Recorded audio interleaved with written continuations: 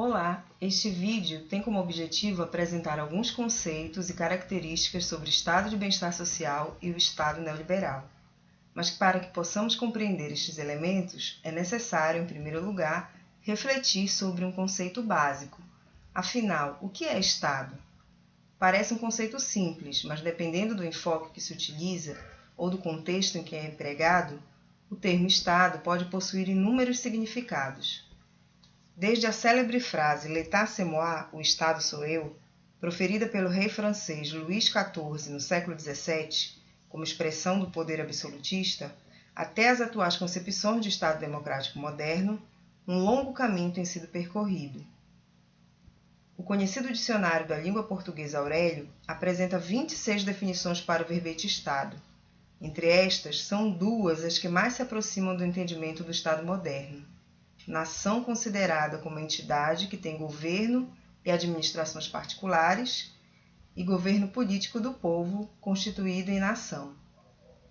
Por estas definições, podemos construir a noção de que Estado se refere ao governo de um povo, englobando o conjunto de instituições que fazem parte deste governo. O filósofo italiano Luciano Gruppi, em uma de suas obras mais conhecidas, intitulada Tudo Começou com Maquiavel, conceitua o Estado como um poder político que se exerce sobre um território e um conjunto demográfico, isto é, uma população ou um povo. É a maior organização política que a humanidade conhece.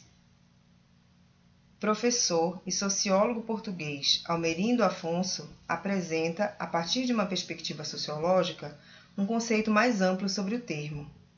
Afonso entende o Estado, genericamente, como uma organização política que, a partir de um determinado momento histórico, conquista, afirma e mantém a soberania sobre um determinado território, aí exercendo, entre outras, as funções de regulação, coerção e controle social.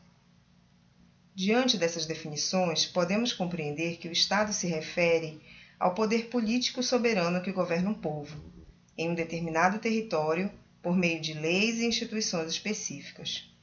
Cabe ressaltar que a forma de ser do Estado é uma construção humana e, portanto, as formas como se organiza se modificam no decorrer do tempo.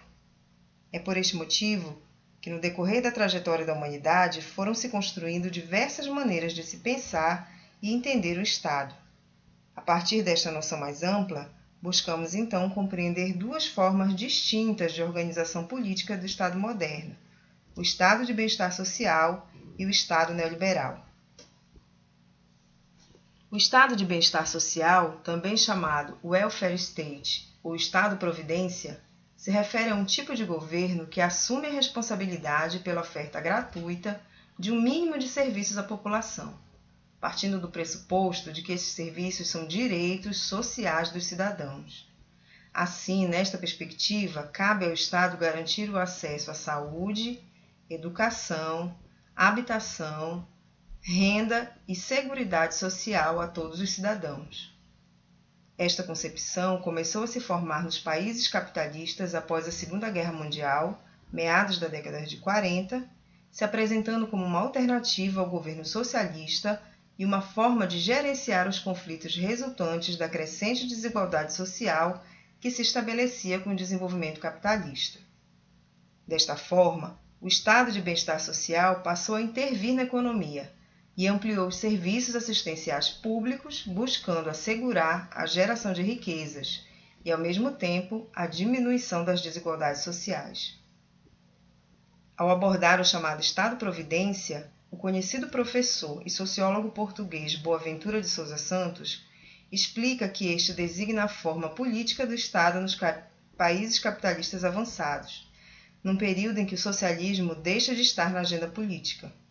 É o resultado de um compromisso ou de um certo pacto teorizado no plano econômico por Keynes entre o Estado, o capital e o trabalho, nos termos do qual os capitalistas renunciam a parte de sua autonomia e de seus lucros e os trabalhadores a parte de suas reivindicações.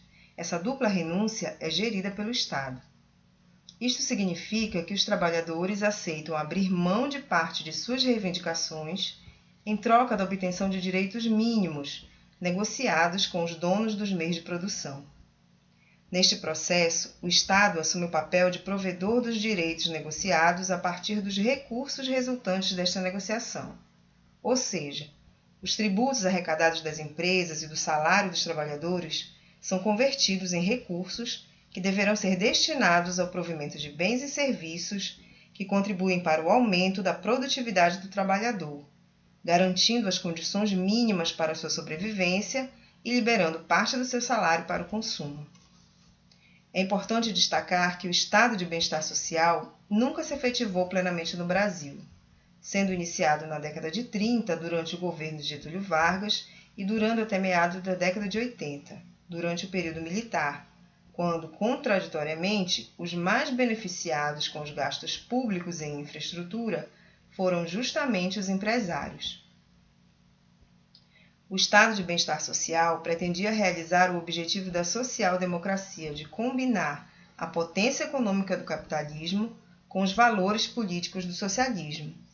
A crise desse modelo de organização política do Estado se deve justamente à incapacidade da social-democracia em materializar e sustentar esse ideal de sociedade, e ainda o avanço das políticas neoliberais como alternativa ao declarado fracasso dessa organização política. O Estado neoliberal, por sua vez, se fundamenta numa concepção contrária ao estado de bem-estar social, pois busca não interferir na economia e procura reduzir os gastos sociais do governo com base na ideia de Estado mínimo ou de enxugamento do aparelho estatal. Para isso, são colocados em prática políticas de privatização das empresas estatais e o corte de direitos sociais básicos, diminuição de políticas de emprego e renda, habitação e programas sociais, além de aumento de tributação e reformas previdenciárias. A concepção neoliberal defende a livre ação do mercado e a não intervenção do Estado na economia, considerando as desigualdades sociais como algo natural, inerentes ao processo de adaptação dos homens às leis do mercado. O argumento de que nenhum indivíduo é igual a outro e, portanto, cada um possui diferentes níveis de capacidade é utilizado para justificar as desigualdades de oportunidade entre os indivíduos e as diferenças entre as classes. O mercado é então defendido como regulador social e de ordenação política, onde o Estado deve assumir um papel coadjuvante de mediação e manutenção da estrutura mínima necessária à livre negociação mercadológica. Como bem avalia Harvey, a aplicação dos princípios neoliberais não conseguiu promover o tão propagado desenvolvimento econômico mundial.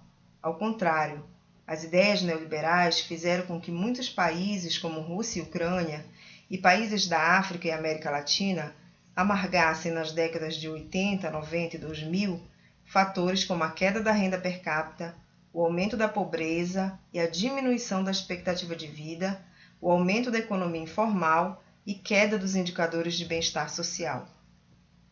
A ideologia neoliberal de que o crescimento econômico vem acompanhado pela melhoria das condições de vida da população também não encontra sustentação, demonstrando justamente o seu movimento contrário, o aumento da pobreza e das desigualdades sociais.